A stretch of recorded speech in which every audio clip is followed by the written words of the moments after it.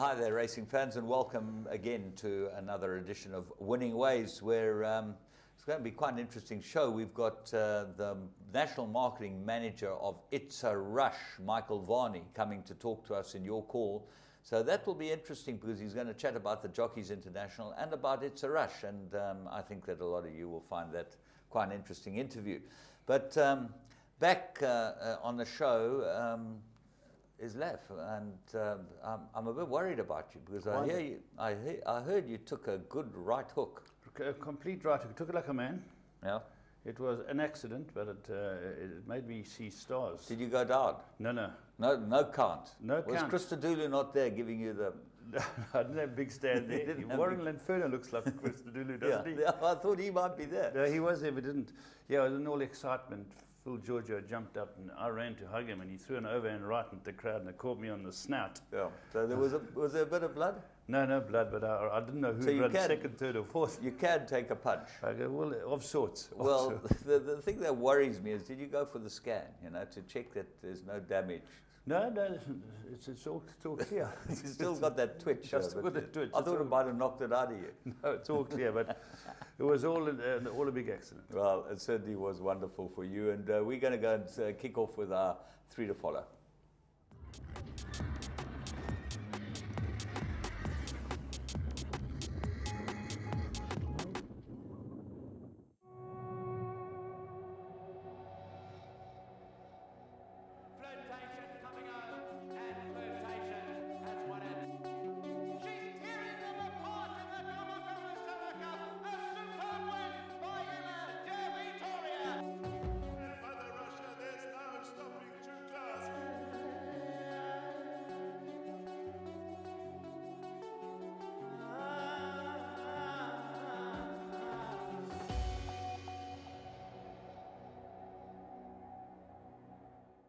Well, there we go, and certainly have a good day's racing with the Slacks last Saturday. But let's move in straight into our 3 to follow, and we're going to the first one. We go to Turfentine on Tuesday, and this was a horse that was touted to be unbeatable. He was a 4-year-old. Let's go and have a look at Graduation Day. Yeah, this is a very good race. The front 2 horses are going to make their presence felt. Comes out down the inside, come out well, and the horse who beats it in a scrambling finish, in a very tight finish, is Mutamarkin, an Australian horse who is very good. They're up there. You can see them now. They're the front 2 if you look on the left of your screen. And from here on in, it looks like a very good race. But I really thought Graduation Day was going to win. Well, Graduation Day goes past Delpech's ride for the Mike de Coquillard, and they've had a fantastic week. And looks like here it's all over. You know, he's set sail and he's left the other one flat-footed. Remember, they're both first-timers, and my goodness, these are 2 nice horses. These are 2 very nice horses, James. I saw in the last week or so some people are stepping out really good horses, and Joe Soma, the humble hero, stepped us out, chased us on, rides it. If you're watching the race, from 25 to 1 to 9 to 2, this horse of Marcus Eustace and Ingrid Eustace, it's got the other one beat. Absolutely, no chance of the other one winning, but Delpech has been riding at the top of his game, and really this was a very, very good ride to get up on the post. I think Graduation Day was a bit unlucky, but Joe speaks very highly about him. Yeah, he says he's one of the better ones. He's trained, and he's had niggly problems, and he's by Trippy, and Trippy's stepping out some very good horses again. This was most impressive, and the winner too. Don't forget the winner, Mutamarkin, looks very, very good. So keep an eye on those 2 especially. Right, let's go and have a look at Turfentine on Saturday. This was the big day there, and we're going to pick out the first race. And Michael Azzi stepped out an Australian import, and it was a very good day for Australian imports, as we'll chat later in Current Affairs. Yeah, Michael's got a horse here called General Misty for the Fanfurins, and it gets out well, and it sits just off them with the winner. The winner's an unraced horse as well from the Sean Terry yard, with Kumalo, one called Spanish Dawn. The 3rd horse is a Terry horse called Finch Hatton, and then Tamarind, who had a sparkling debut in the middle of the track with the red cap. So it's a very strong race. But the horse you picked out is 4 on the left in the famous orange and black silks now. Your winner is 2 off the left, and this turns out to be a great race. Well, I think the winner's quite useful. He's by Toreador, who's thrown up another good one. The Australian bred looks very good. Tamarind, we put him on 3 to follow. In fact, we put the horse to finish in front of him, and we said, follow him next time he goes over a bit of ground. And I think this is too sharp for him. You'll see he gets flat-footed here in the black colors in the middle.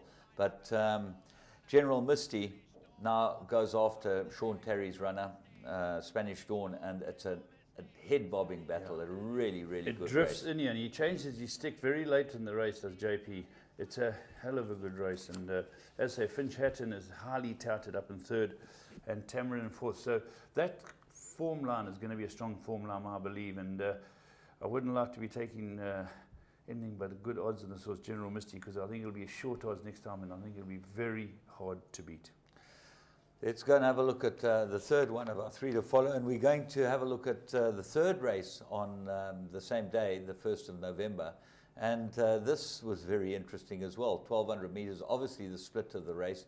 And Vancouver Gold, trained by Mike Azzi, Avar, stepped out. Have a look at this one. Yeah, this is, again, a very interesting race. A horse called Winter L is very quick. You'll see it get clear of the field for Johan Janssen van Vuren, or Van Ren, what was his surname? Jan Vansen van Vuren. Okay, I forgot his surname for a moment there. But Johan's horse is very quick. You'll see it scoot clear. Now, the horse we found is again in this orange and black silks, and the winner gets a very good ride. Arthur Marcus rides a horse called Bichette in Michael Rattray's colours, having his debut as well. It gets up on the line to beat Winter L, but Vancouver Gold is very green initially. Very green. He's completely lost his place now. He's about 6th, 5th or 6th. They've gone for home. The winner's gone clear of him, certainly gone length up on him. And there's not much in it at the death. In fact, Vancouver Gold didn't really know what was happening. I think he'll improve quite a lot. But Anton Marcus here, brilliant, absolutely brilliant. Yeah, it's a very good ride. I really thought that Johan's horse was home. Winterell looked for, but as you say, Arthur gets us going. And have a look behind it, the VAR called Vancouver Gold. Now, just a penny starting to drop. Very good debut. I think it was a very good race, although the time was quite markedly slower than the race before that we picked out. In fact, they were about a second slower, which might have something to do with the way the form works out. I think the race before the form will work out better. Yeah. Right. So that's the 3 to follow. We're going to go and have a look at Blast from the Past, where we've got the 1975 July. And I'm sure we had this the other day, but we got Robbie Thompson riding the winner. He won it on an ejection.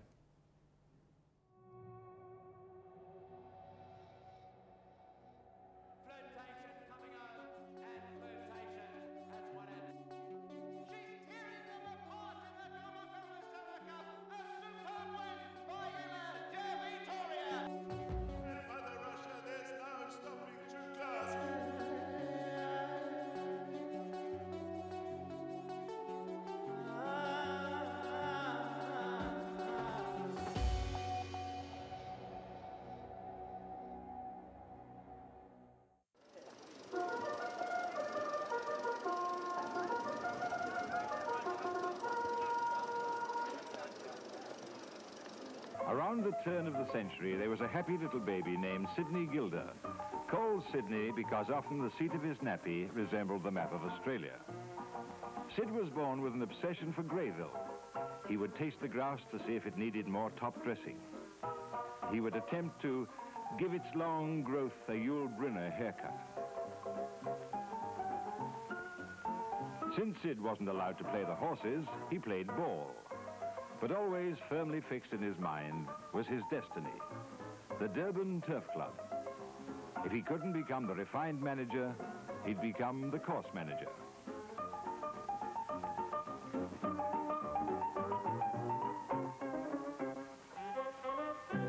And in due course, in his mid-teens, he did join the staff. And here in 1975, we see the genius himself celebrating a lifetime of service to the club. Mr. Gilder, the form book suggests that 1975 is your golden anniversary. Is that correct? How long is it exactly? I start my 50th year of association with them this year.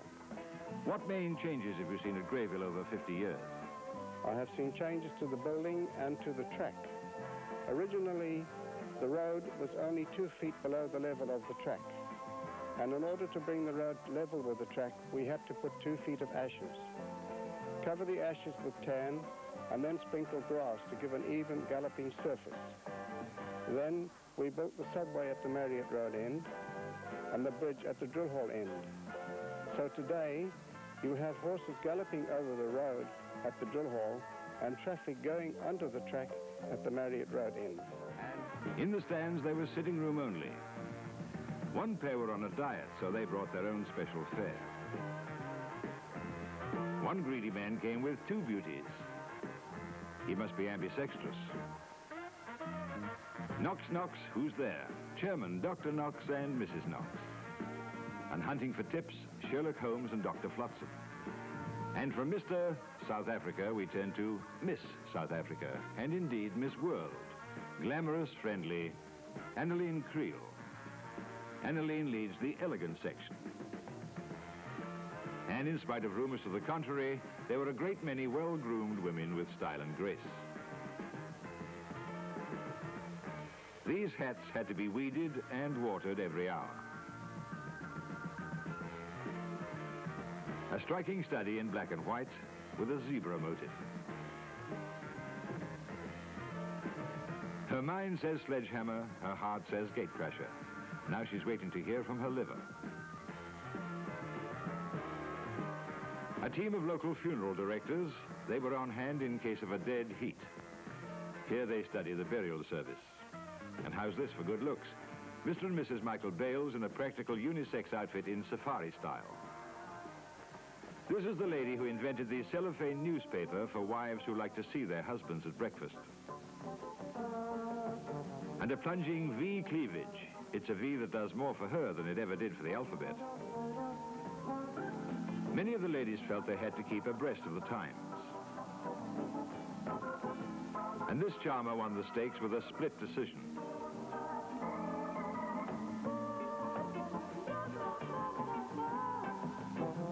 How'd you like to see this in the Comrades Marathon?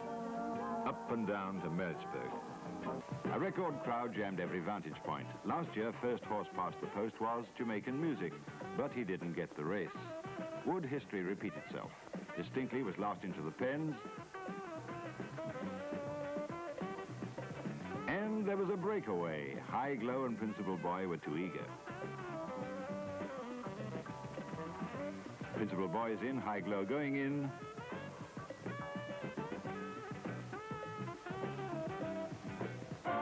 And they're away. Sword Dancer missed the break and was slow into his stride. Yatagan, Kanaka, Chief Scout and Magic Penny were the first to show, with Orion and High Glow moving forward. Sledgehammer was just behind them and Gatecrasher well back towards the tail. Going up to the drill hall, Orion was making the running from Kentford, High Glow, Principal Boy, Kanaka, Yatakan, Magic Penny, Sledgehammer running with Sabre and Jamaican Music, and the backmarkers Iceberg, Steamed Up, Gatecrasher, Queen of All distinctly, Chief Scout, who was later to produce a great finish to get sixth, and the backmarkers Sword Dancer and My Hyacinth. And coming down the hill between the turns, Orion was setting up a strong gallop from High Glow and Kentford, with Principal Boy in fourth position, then Yatagan, Steamed Up and Sledgehammer seventh. At this stage, Gatecrasher was about 15th with the back markers. And here's Orion at full strength, stretching out there in front of Kentford and High Glow, and just behind Principal Boy, tracking them and full of running.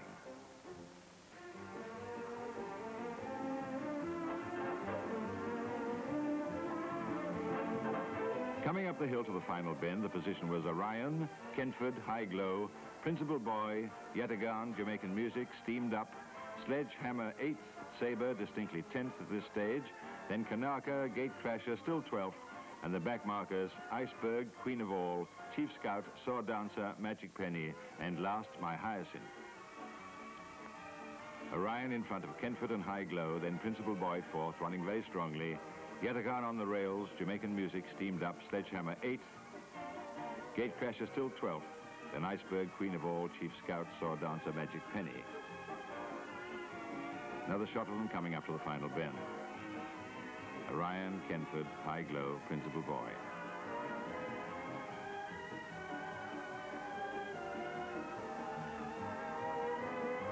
Orion, still galloping strongly, brings them into the straight. And coming off the false rail, the field begins to fan out. Towards the center, Steamed Up moves out a bit, which affects Jamaican Music. They're running tight there, Jamaican Music, Gatecrasher making a forward move towards the outside simultaneously with Distinctly. Orion fades as Principal Boy. Jamaican Music both overhaul him. Chief Scout flying up from the back. Gatecrasher and Distinctly battling it out on the outside as Principal Boy looks a winner. Watch the bottom of the screen. Gatecrasher and Distinctly flash past.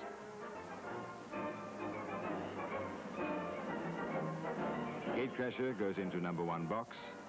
Principal Boy is reluctant. But as Mrs. Mason and trainer Herman Brown were accepting congratulations, the dreaded wail of the objection hooter was heard.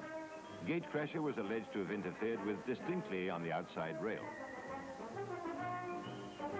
Night had fallen by the time the objection was resolved and the race given to Principal Boy. Mr. and Mrs. Oppenheimer very kindly got out of bed to receive the winner's sash from the Rothmans' representatives by moonlight. Mr. Oppenheimer, you've won the July before with King Willow and with Tigerfish, and I'm sure that those were clean-cut victories. What's your reaction on your win today? Well, it's of course a great thrill to win the July under any circumstances, but I couldn't have been more surprised. I didn't think he was going to have much to do with the finish, and of course the drama at the end was a bit overwhelming. Mrs. Oppenheimer.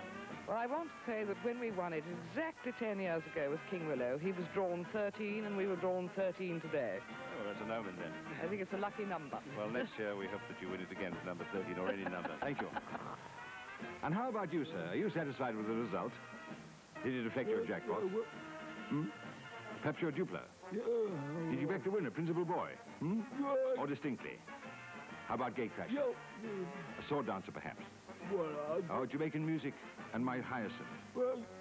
High Glow, Orion, Distinctly. Eh? What's that? Oh, this is the end. Well, Keith Taylor put all these things together. I've now ascertained he worked for SABC and Very amusing man. Amusing and very erudite. He's obviously a beautiful linguist, and you would appreciate that. So that was one of the most controversial Julys that have ever been. But you know, there's more to come, I suppose. You never know what's in the future. Last year was an objection as well. It's one of the things that happen in racing, the vagaries, if you want to call it. But it's nice to see an old photo of the Oppenheimers. Wonderful people involved in our racing. But what's next, James? Plum of the week. Let's go and have a look at the plum.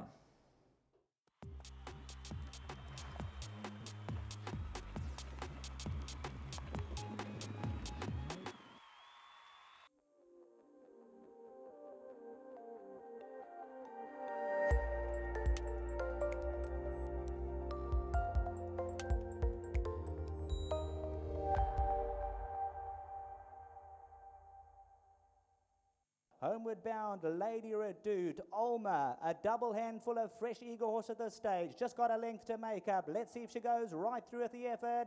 300 to go. Ulmer now, asked upon for her effort. She gives a response, goes 2 lengths clear, and looking for a carbon copy performance. She's 2.5, 3 lengths clear, and she's moving like the wind. You can ring up the register. Once again, a 5-star performance. 1 by 4. Lady Redoute second, Wimaware. Assimilation. Well, there you go. This filly, you could have got 5 and even 6 to 10 on Interbet, and actually quite interesting. I put a couple of new people into Interbet. They could not believe how simple and how well run it was. You know, the whole show. Very organised.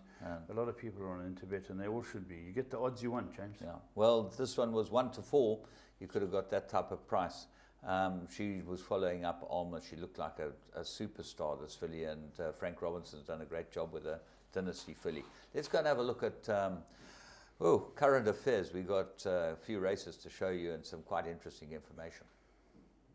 Get the best odds on horse racing and sporting events. For every bet requested, we review all the bookmakers and select the one with the best odds. As a result, you always get the best odds. Interbet offers tote betting, fixed odd multiples, and betting with your mobile phone. To get started, all you need to do is register by filling in your personal information. Log into your account and start wagering.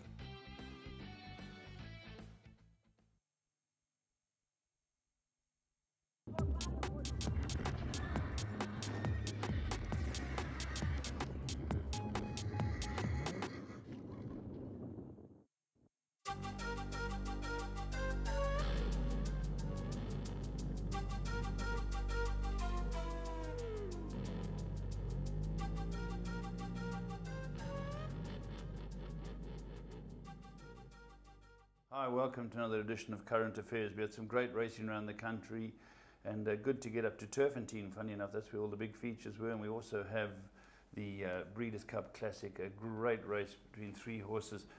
James, well, it was ready-to-run racing. As you know, we've had the 2 ready-to-run sales this weekend. Yeah, obviously the race is paramount. This is what everyone aspires to winning. Let's go and have a look at Anton Marcus at his very best. Rich Girl leads from Jock Silverstein in second. Pioneer Spirit, Red Star, Tamani in behind that, then Saratoga Dancer. Dream Upon a Dream is looking dangerous behind horses here. Further back to Lava Flow, then came Kosovo and Chili Chocolate. 380 to go. Rich Girl, Saratoga Dancer. Dream Upon a Dream has to find a way through. Down the outside of that is Jock Silverstein, then Pioneer Spirit. Rich Girl runs. Saratoga Dancer. Dream Upon a Dream is lifting down the inside. It's Rich Girl still the leader. From Dream Upon a Dream down the inside. Rich Girl from Dream Upon a Dream who's flying up. Rich Girl just going to get there. Dream Upon a Dream, silver class. Tied for 4th. Very good win by Rich Girl. Well done to Marcus and Ingrid Jooster. They've done it again now with an imported horse. They've won things back to Hollywood Boulevard, beating Igugu. But credit must go to a superb ride. When you work out, I think the first 6 were about 1.5 lengths or so, James. Great ride. Yeah, he's just brilliant the way he dictated from the front. It was just absolutely fantastic. But, you know, obviously, ready-to-run Cup is the ready-to-run sales. And there were the 2 sales, the Cape Thoroughbred sale at the Nanda Club. They had 138 lots, turned over 24 million. And it's quite interesting to look at the stats because they don't show the buybacks and the not solds, but I saw a lot of horses as the buyer was Summerhill Sales. So that might be a factor as far as the figures are concerned. Yeah, there were about 30 that were Summerhill Sales as the buyer. But James, what a really nice venue. I was taken aback by how well it was running. Well, listen, Nanda Club is a proper club. First time I know that you Yarpies have never been to a place like that. No, us Yarpies have never been there.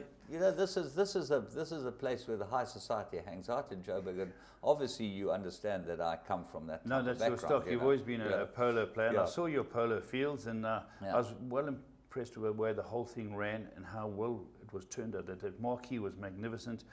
Again, the common denominator with the auctioneers. They did both sales, but it was very good, and there were some very nice horses. Yeah, but let's move on to Sunday, which was the Thoroughbred Breeders Association Day, and really they raised the bar. I must tell you, it was absolutely phenomenal, the amount of money that was spent there for less horses.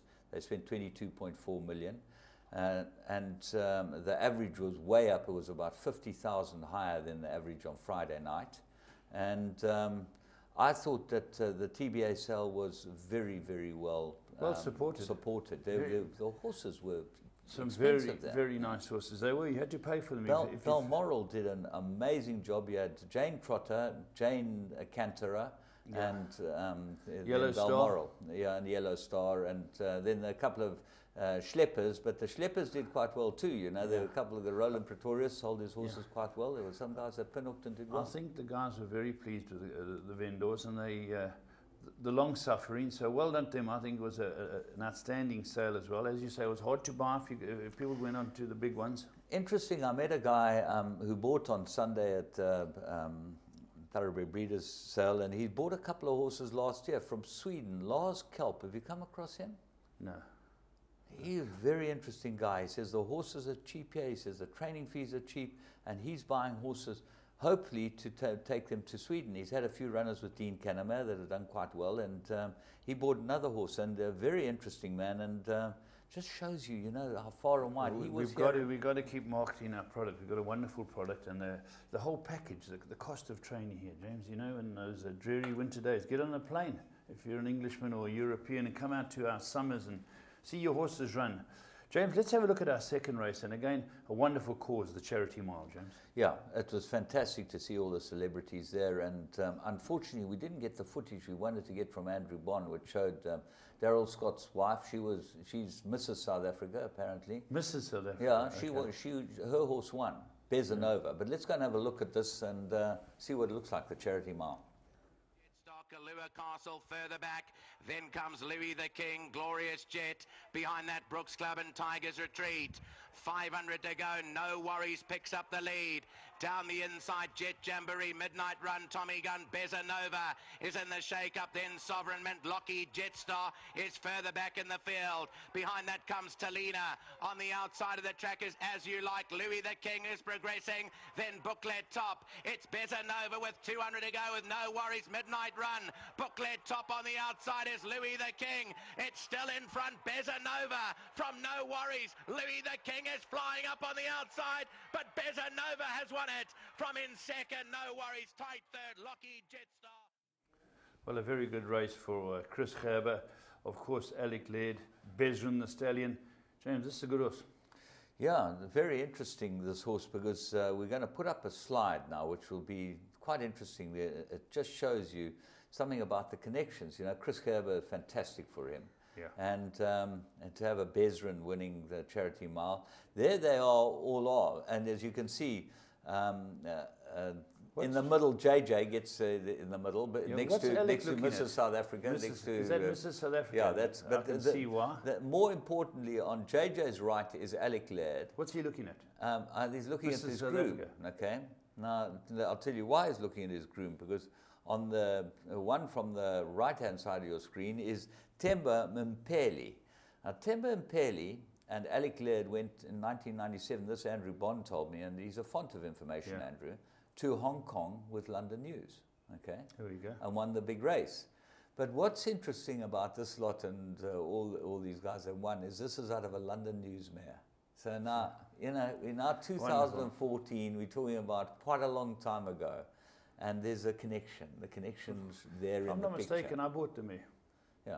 Could easily have bought them there. Yeah, I bought a lot of London Newses at that time. I think you bought all the London News. Yeah, Oracle News and every London News. Avalanche Way. They all did me proud. Yeah. They did me proud. Yeah. But well done to all of them for that. That was great to see that horse come through. When it was a great finish, I spoke to, firstly, Buffalo Bill's horse ran a great race. No Worries, he's a gutsy, hard hitter, always concerned. I spoke to Striker, he said, the early stage of the race cost him, he lost 2 lengths at the critical stage going for a gap with someone else. But for that, he thought he might have won. Nice, a lot of horses close Striker rather not hug the rail. You know, he doesn't like hugging the rail. No, he came wide on this. No, he came wide eventually, yeah. Yeah, so well done to all of them. That was the Charity Mile. And as you say, to Bob Urim and his team, good to see that we've got all these charities benefiting from the race like this. But then let's go on to, there were 2 3-year-old races. The first one was the fillies version, and this was the Starling Stakes, where Majmu, who had unfortunately, not by her own doing, lost her unbeaten record, and was out to redeem herself, giving weight to a lot of useful fillies. Straight, 550 metres left to run. It's down the inside, Fire Dancing. Smart Call begins to improve, then Sarve. Behind that is Flame Cat. Madge moves down the centre, starting to come home strongly. And Drifting Dusk follows it through, then Siren's Call. It's Smart Call, the leader. Here comes Madge down the centre with Flame Cat. Madge coming home strongly at Smart Call. Madge gets to the front from Smart Call in one fine day. And Madge this is more like Madge She'll go on and win it. Siren's Call flew for second, great run. Third place to Smart Call, one fine day. Well, this filly is a superstar. We've said it before, and she's done it in fine style, giving chunks of weight. And funnily enough, Siren's Call, the runner-up's elusive fourth. This is a good filly, James. Yeah, I must tell you, Majmu only has to give given a clear run. She wins wherever she runs. Yeah. And, you know, I think there were a lot of people who were saying, there are a couple of people saying, oh, well, maybe she's not that good. But when you actually watch the last race, she was butchered. Yeah. And she got brought out in the middle of the track. And when Delpech said, let's go, girl, it was a matter of strides. And these are top horses. They put the rest to sleep in a matter of strides. Now, talking about that, we're going to move on and have a look at my co-presenter's next biggest day, because he's had a couple of big days, but this was a big one, because you talk about horses putting horses to bed in a couple of strides. Let's go and have a look at Harry's Son, trained by Laff, winning the Graham Beck Stakes with top weight, and he gave chunks all around. The leader better than Amazing Strike. Lonely Are the Brave. Prince of Orange, Kiss Me Hardy. Jayed still got 5 lengths to make up. Behind that is Raise the Red. Then comes Lock Him Up and Super Glue. They've got 300 metres to go, and Trip to Heaven slips through along the inside to pick up the lead. Belong to Me. Harry's Son in the slipstream. Further back to Bengal Boy, Astro, Prince of Orange. Jayed is on the stand side. It's Trip to Heaven. Here comes Harry's Son. Harry's Son, last season's champion, 2-year-old colt, is going on to win it. Harry's Son, Pierce Stratham, 6 more to 5,000. Second placing, Trip to Heaven. Jayed flew for third. Belong to Me. Yeah, he's a superb racehorse, this, and he did it again. He's had every run he's found trouble. He's just one of those horses, when he gets a clear run, he's going to put it all together. But thrilling for the owners, and nice to see Roy Moodley's Silks out there, because he's having such a wonderful run. He had a 6-timer. James Paul Gadsby's horse won the last race, 6 wins in a row. So well done to him with that as well, and to Paul Gadsby. Yeah, knockout punch, Phil Georgia. He's part of the team. I hear he's chasing some crown, some title. Yeah. He's got a heavyweight fight coming up. He's top of the heavyweight division. He's fighting Butterbean. The heaviest 5'2" person you've ever seen in your life. How did he reach your nose? Is what I want to know, because he must have been standing on a box. No, we were screaming when the horse managed to get a gap. You know, but he had to jump. He had to jump quite high. But, you know, to get that weight off the ground, he probably jumped about that high, you know, which is quite a feet for him. Yeah. But it was wonderful, because it's owned by a few new guys as well. So to all of them, well done.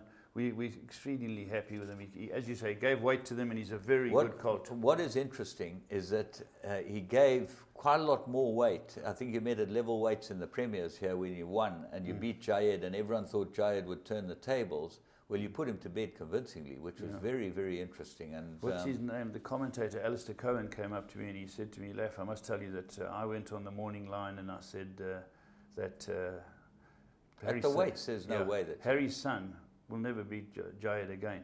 And he came and apologised to me. And I said, well, that happens. It looked like Jayed was the right horse, but we're very pleased. Should we move on to overseas, James? Let's move on to overseas, and the big one overseas was the Breeders' Cup. We'll just bring you up to date with a couple of things that happened. And the turf was won by very interesting Graham Mouton and Johnny Velasquez. They won the turf, and the horse had run second to Camelot in the Derby, and he was transferred over there, and they transferred him to America because his name's main sequence, because they could use Lassex. He's unbeaten in America, and after the Derby he got beaten, and badly beaten, a couple of times. He had won a Group 3, the Betfred Derby trial, and it just shows you the difference that Lassex makes. But the sad part of the whole story is that Toast of New York ran second. An incredible story, this, James. Jamie Osborne had Jamie Spencer, probably his last ride. This is his last ride, going to Qatar. He's a Qatar man. And over the 2 days, no English horse had won. A French horse had won the mile. And this horse was the hope, and they said to him, you're going out there. He was worried about going on the dirt.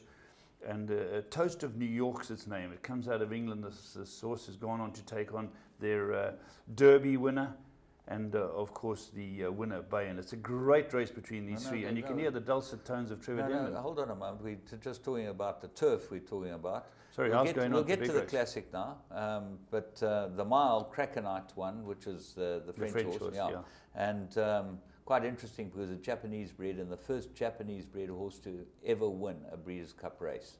They're getting strong, those guys. So, but it was trained in France by Jonathan Pease, as you said, and Stéphane Pasqueur rode it. And let's go to the classic, where Toast of New York got touched off, and we'll go and watch the race. Let's go and pick it up. Yep.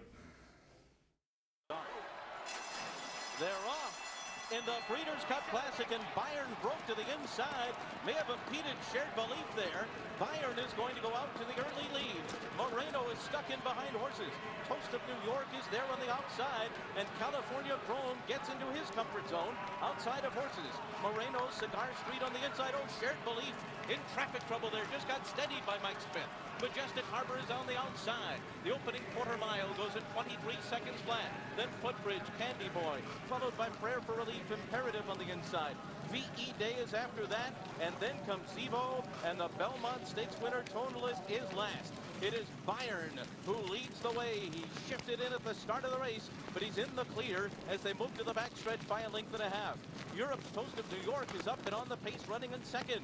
California Chrome in a perfect spot for him outside of Cigar Street. Moreno unexpectedly fifth at this stage. Shared Belief is right alongside of him, and they went 46-2 for a half mile.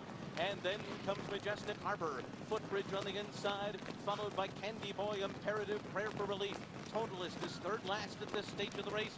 VE Day is next, and then comes Zevo. And now the field moves for the far turn, and Bayern has run 3/4 in 1:10.1, and he carries his speed into the turn by a length. Toast of New York is right in striking range. Victor Espinoza now asking California Chrome to go. He's 2 lengths off the lead, and he's starting to close in. And then it's Cigar Street. Shared Belief has his work cut out for him. He's fifth as they come to the top of the stretch. Bayern turning for home in front. Toast of New York on the outside. California Chrome is third. Shared Belief laboring back there in fifth. 1 furlong to run. Bayern, Toast of New York, California Chrome on the outside. The three of them come to the wire. Bayern, Toast of New York, California Chrome. Here's the finish. Bayern holds on over Toast of New York. Then California Chrome. Shared Belief was fourth in a final time. Yep, you can see Bob Baffert getting really excited. His mouth dropped when the objection hooter went, but they survived it, and great race. Oh, actually, listen to the commentary that Trevor Demon did this race. It was a fantastic commentary, James, between 3 very tough horses. I actually, just talking about the objection, I thought they might have been lucky to hold on. You know, they're going across him at the start. And he definitely took him out at the start. Yeah, there were cat calls, I believe, when the decision came out that the result would stand. There were a lot of cat calls amongst the crowd, but he did them crowd. Jamie Osborne has got to be so happy with that run. They always tried right to the line. And California Chrome, he travelled deep all the way. Yeah, but unlucky, I thought, California Chrome. He's obviously a very, very good horse. And 55 million rand, James, the race. It's a big race. It's actually, the Breeders' Cup is a wonderful concept, and it's really taken off. And there's some fantastic racing Friday and Saturday night. We haven't got time to go through them all, but what we have got time to tell you is that on Tuesday morning, I'm not sure if Teletrack is showing it, but we've got the Melbourne Cup, and the Melbourne Cup 6 o'clock in the morning. Quite interesting, the South African connection, the 2 Schofields are riding. Both Schofields are riding. Glyn had to get cleared from, he was engaged in another meeting. All the owners had to give him the thumbs up, and he's riding. 15 of the 24 horses are European horses that have come into town to try and stay on top of the Aussies and that. What was interesting, you know, they have the McKinnon race, James. And the McKinnon Stakes is run the weekend, and you have the Saturday. Yeah, and it was won by a horse called Happy Trails, who came out of Adelaide Sale for $11,000. Is that so? Yeah. Well, we'll be going to the Adelaide Sale, the Magic Millions Adelaide Sale, going to have a look at that lot, and that's in March. What do you like for the race? Have I thrown you a curveball? Yeah, curveball. Chris Waller's got a horse that I really like. Okay, well, I'll tell you what I like, and that's why I told you through the curveball. I like Zach Burton's ride, which is a Japanese horse, Admire Rakti. I think that might be good value. You know, the Aussies don't have any respect for anyone, and certainly not the Japanese. So let's go see if the Japanese can give them one to go on with. It's been a great show, and we've got Michael Varney coming. Don't miss him. From Laff and me, you have a great week's racing.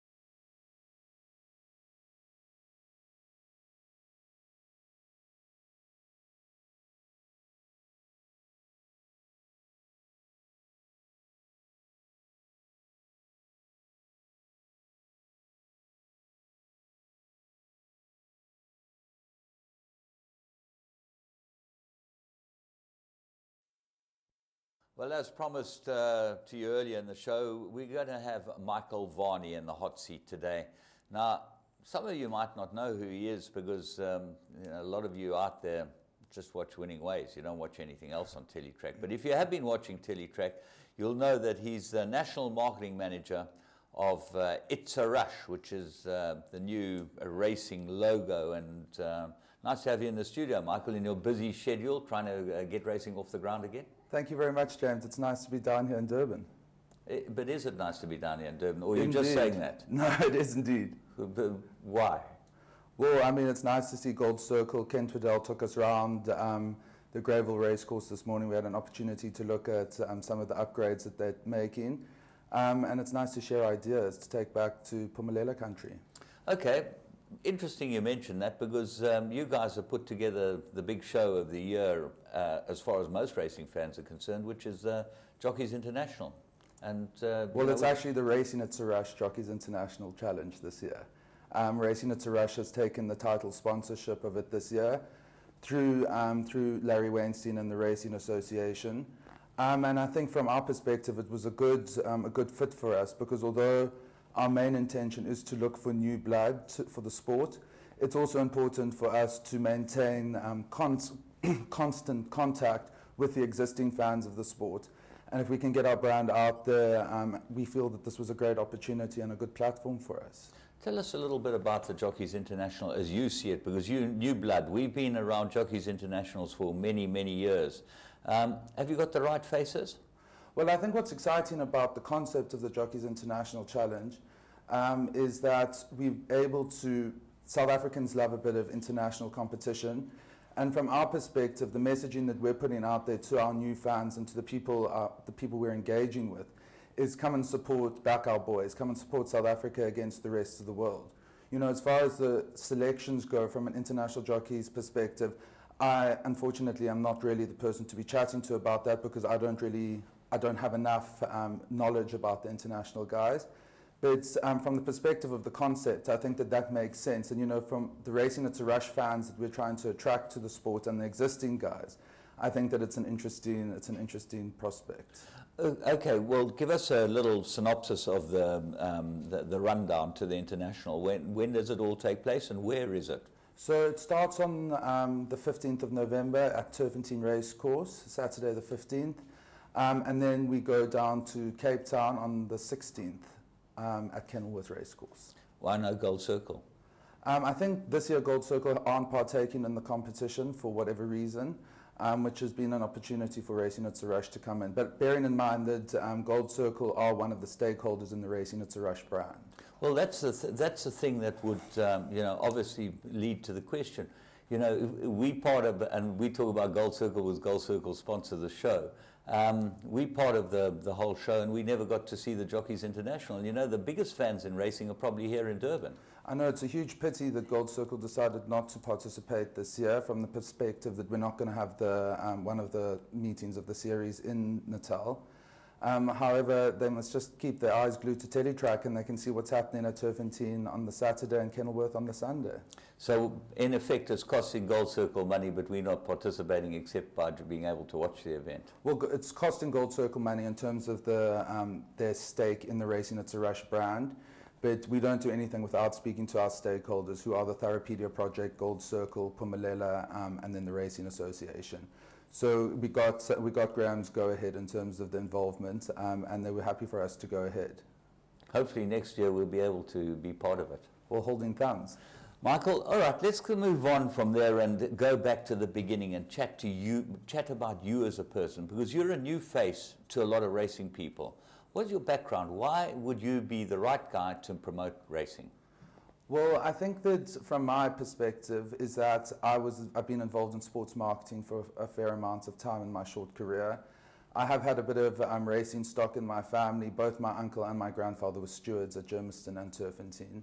And so a day at the races has been something that I've grown up in, and I understand the experience, and I think that that's what I'm doing my best to communicate out there. But I started at MegaPro, which is a sports marketing agency. And I worked on a number of sports there, horse racing being one of them. I did cricket and soccer at the same time. And then I moved across to the JD Group, who has the license for Sansui. So I worked on the Sansui Summer Cup. And then there was an opportunity and an opening at Phumelela, and my current boss, Clyde Basil, made an offer for me to come and join the company. So I think it's been a very interesting experience for me. I obviously don't have a huge racing background, but where sports marketing is probably where my strengths lie. And it's been interesting coming into the sport and sort of trying to assist in moving the sport in the direction in which we believe it needs to go. Who as a matter of interest were your, the two stewards at Turfentine and Germiston? Because my grandfather was Ted Seals and my uncle George Chabert. Okay, so George Chabert's your uncle. He was a long-time steward at Turfentine and part of the, the Turfentine picture for many, many years. Yes, how is he? Is he okay? He's very well. My aunt Sally and him are living in Plett at the moment. Well, they have been for the last couple of years, and they're having a jolly good time, I think. Does he still keep in touch with racing? Because he does, in fact. I'm not sure who he trains with, but he's got a couple of runners, a couple of shares and some runners in Natal. Oh, that's very good. Nice to have George Chabert with us, because he was always a Joburg man. Yes, indeed. Okay, let's move on from there and just talk about Mega Pro. And, I know George Rotenbach was obviously your boss at that time, was he not? Or I worked for a division of Mega Pro, which was led by a guy called Franco Baracus, but George was the chairman of the group at the time. Yeah, and what did you actually do for them? Because you say you marketed cricket and rugby. How did you see your involvement improving the brand of cricket and rugby? So what we were involved with there is I worked on the Super Sports series, which was a domestic cricket series that happened around the country. And then I also worked on a soccer account, which was the FIFA Fan Parks. And I was really just starting out there, so biding my time. I was the chap who was putting up branding, first to arrive, last to leave. But there was a lot of integral learnings that I took from a place like Mega Pro, who have a variety of clients and across different sports. Okay, now Racing It's a Rush. The whole campaign of Racing It's a Rush is to try and get new fans. Is that not right? Well, the underlying issue that we had is that we needed all of the stakeholders to now contribute to one pot to assist us in marketing, so that we had a consistent message that was going out there, as opposed to everybody doing their own thing. So that was the first, and that took us a while to get to a place, because obviously it's difficult to try and get everyone together and then on the same page. So we've achieved that, which was a great success, a small victory from our perspective. And then obviously it's important for us to try and attract new blood to the sport. We understand that not everybody that comes to the races is going to become an owner, but down the line there needs to be some sort of conversion process where we're now educating these people about what the sport's about and how they can get involved in the sport over various of the various platforms that exist.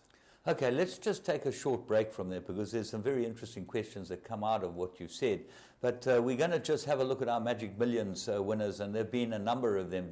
Diva Danny, it's a Manhattan Rain. Now, Laf and I both got involved in the Manhattan Rains at the sale this year, so we think quite a lot of that. Nice to see Diva Danny winning. Mahav Princess, Royal Security Power, Ruby Sunset, ready to go right now, who's a pretty good horse in the Cape, and Dancing Deb. So those are the Magic Millions graduates that have won, and next week we've got some big ones. But back to you, Michael.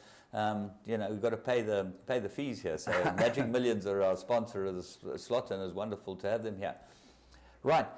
You said in your sort of synopsis that basically you're not there to get new racing owners, new people ownership. Are you not, No, I said that we are looking to get people into the sport over the various platforms that exist, and ownership being one of them. Okay, so how do you go about getting people to get involved in ownership of horses? The thing is that to be honest with you, the biggest issue that we have is that there's just a lack of information and lack of education about the sport itself out there. Excellent that you said that, because now I need to know, and the fans and the people out there need to know, it's an age-old problem, okay? How do you get the information out there? The thing is that I've just had a very interesting meeting with Glenn Marcus now, who's heading up the SA Racing app. And from that perspective, we need to use the digital realm out there. So obviously the communication, the softer stuff can happen through social media platforms like Facebook and Twitter, but it's something like the SA Racing app that we need to use. But also, whilst being cognizant of the fact that we don't want to scare people away by giving them too much information to begin with, because I think that when people don't understand it, it sort of may sort of scare them off. So it's a long process in terms of getting them there. It's obviously about getting them to the big race meetings, and then once they've come to... On that point, is it about getting people to big race meetings? We have big race meetings in Durban. We have a July, which is oversubscribed year in and year out. The Met and the Queen's Plate, oversubscribed. The Sansui Summer Cup, not so sure that it's oversubscribed. But the place is full to the brim here. Is it not about getting people to smaller meetings? It 100% is. But you know, the thing is that where we're fortunate is that it's the bigger race meetings that we can use as communication platforms because they're the sponsors and we've got the budget. So once we can convince people to come to the race, and I mean, you take the Empress Palace Charity Mile this weekend that we had at Turfentine on Saturday. It was the first year that we've won the Bourbon, that we've initiated the Bourbon Beer and Burger Festival. And that was an opportunity. We had close on 2,000 people in there, the majority of which hadn't come to Turfentine or hadn't been to a race meeting before. How did you get them there? So we've partnered with, we've had some strategic partnerships, one of them being with a company called Campbell & Campbell, who actually put on the Triple B Festival for us. And it's by using platforms that we don't normally use. You know, although Teletrack is a platform we can use, the computer form is a platform we use, but new racegoers wouldn't have ever picked up a computer form or tuned into channel 239. All so right, now you get these guys there, and sorry to interject, but no problem. There are points that come along. You get these 2,000 people there.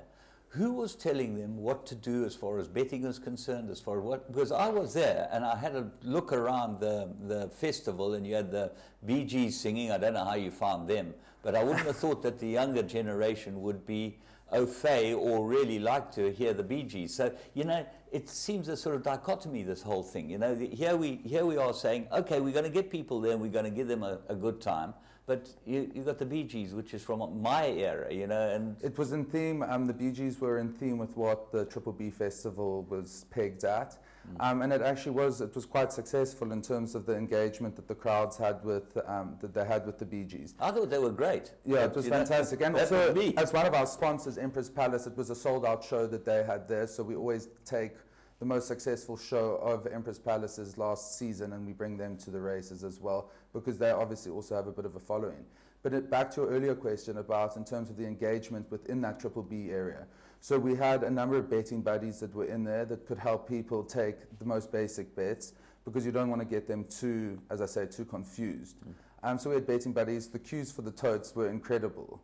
We probably should have put a few more totes in there, but I mean, we budget on 50 people per one tote, and we did have enough in the area. So do you have an idea what sort of turnover you created in that area, and whether you're going to get a spin-off from those 2,000 people? I don't know about the turnover that was created in that area. That would be in a report that we'll get probably later this afternoon. But in terms of how we now engage with them is that we've got a database of all those people that were there. We ran competitions in there where they had to fill out entry forms, etc. And based on that, we now need to engage with them further and get them back to our bread and butter race meetings. But as I was saying earlier, it's the big sponsored meetings that we use as the platform because we've got the budget to market. And then once that's happened, you've now got to pull the people that you can begin to communicate with, which is so important. Okay. I think that's a great start. A question that's asked a lot is Teletrack. Yes. How do you guys use Teletrack as a marketing tool for what you're trying to do?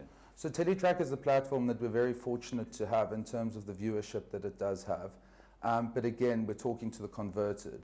So we use it to keep the existing racing fans up to date with what Racing at Rush is doing, just so that people feel included in terms of what our campaigns are and what the future's looking like for us. But from a race, for our new fans' perspective that we're looking to attract, they wouldn't have, as I said, they wouldn't have watched 239 before. So that's a very, very important point. I have a brother, okay, who knows that I've been a racehorse trainer for 40 years. Yeah. If I tell him to watch a race, he says, "What channel's it on?" okay, he's been involved all his life in a racing family. He doesn't even know what channel it's on. Now, is that not the right starting point to get people to go to that channel? Because we watch it, you seem to be preaching to the converted. Well, the thing is that Teletrack is the platform for the existing fans to be able to get up-to-date information and to see the races that they've been betting on. But from our perspective, we need our new fans, we need to get them into the sport and get them interested in the sport before we try to get them to start watching Teletrack. Channel 239. Channel 239. For all those converted people out there who know all about Teletrack, it's Channel 239. How do you get the people out there and the young people, which I think you're aiming to try and get young people involved? How do you get them to get involved? I know that you've got social media as a big moving point. I think what's been our biggest challenge is we need to create the top of mind awareness. You know, that a day at the races is an opportunity for you guys to go out there, be with like-minded people. And also, I mean, I keep saying it, but there is no other sport where you get to support a new team every 30 to 40 minutes. So from that perspective, once people are at the races, it's a fantastic day out. Just like going and sitting at a restaurant on a Saturday with some friends, or going to a theme park, or going to the cinema, we need to get them back to the races.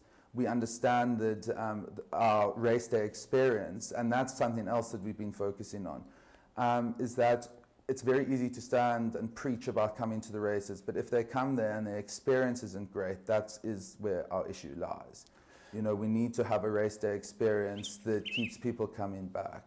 Okay. I have been involved with people who've never been to the races before, and it's a very daunting experience for them. I must tell you, people don't just walk through the door, and a lot of people that I know who have walked through the door tell me two things. One, it's long, and two, it's boring. Okay? And my interaction with them has been, the horses are the focal point. Do you not see this as an opportunity to start marketing the horses as the main players rather than the personalities? Well, absolutely. We need to create heroes. And if we can create heroes through horses like Louis the King, which was, I mean, very lucky for us to have a horse that was to win South Africa's Triple Crown, and to create a story around it that people can relate to. And so obviously it is very important for us, as I said, to create heroes out of the athletes. And I think that it's not just the horses, it's also the jocks, you know, because from that perspective, it gives you the opportunity for these guys to actually chat and engage with the public, which we're hoping that something like the International Jockeys Challenge we can do. Michael, it's going to be very, very interesting going forward. Many people have tried this task that you're setting yourself out to do. Many people are probably seeing it as a no-hoper, because racing looks like it's on a downward spiral as far as attendance is concerned. What is the final thought that you have to actually run this thing through to where you think we will be on the right track? Where do you want to be in a year's time as far as horse racing is concerned? I think if I can just comment on something you said earlier, our on-course attendance is up 30% year on year, and that we can tell you by, there are a couple of things that give us those indications, and obviously our on-course turnover is something. I don't necessarily think they're all new people. I think we are getting people back to the course because the experience is better than we let it slip to in the past.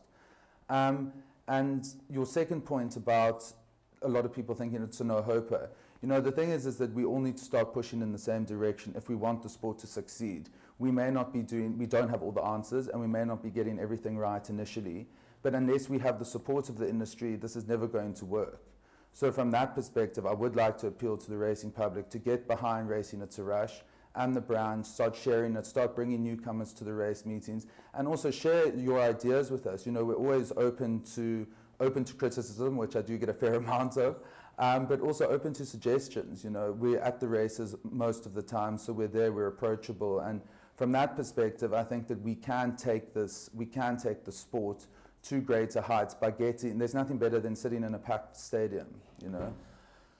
All we can say from us at Winning Ways is we wish you the very best, and hopefully in a year's time we put you back in this chair and you've achieved what you set out to achieve, because it's good for all of us. Excellent. Michael, thank you for joining us. Thank you so much, and hopefully it won't only be a year. Well, We'll give you a year, Michael Varney, for your project, and really look forward to seeing the fruits of you got one more point. I just wanted to say, please follow us on our social media platforms. It's racing_it's_a_rush on Twitter. We're on Instagram as well, racing_it's_a_rush. And then on Facebook, you can find us by just typing in racing. It should be one of the top icons that come up.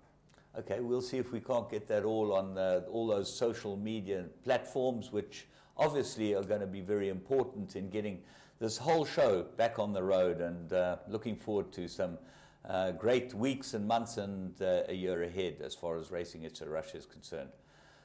Look forward to all you racing fans joining in with the Racing It's a Rush program. And from me, James Goodman, until next time.